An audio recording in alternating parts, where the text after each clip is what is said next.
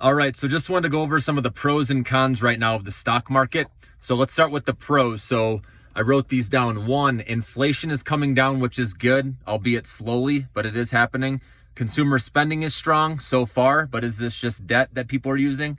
China reopening obviously is big, and then supply chains are getting better. So those are the pros. Now, here are the cons.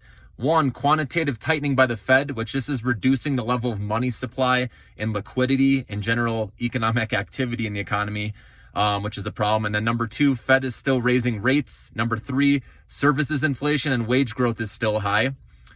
Four, that's because of labor shortages, which are going to take a while to get resolved. You got deglobalization now from, more countries becoming independent now and not working together, like obviously China and the U.S. or U.S. and Russia not working together anymore.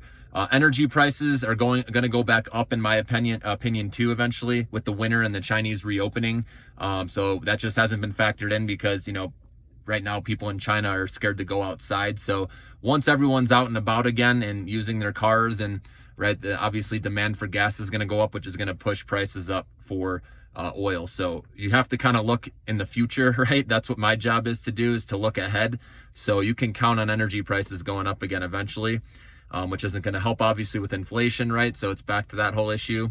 And then earnings recession, right? That's coming up here, especially with tech stocks, right? If they are showing lowered guidance, a lot of companies may be showing that, which is going to make their valuations higher, which means the stock's going to sell off and be at a lower price. So keep that in mind as well.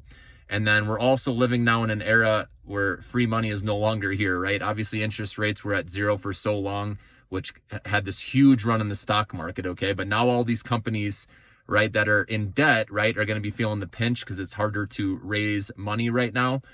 So a big issue is private equity, which isn't being talked about either right now as much, but it's starting to, which there's a lot of debt with the private equity market.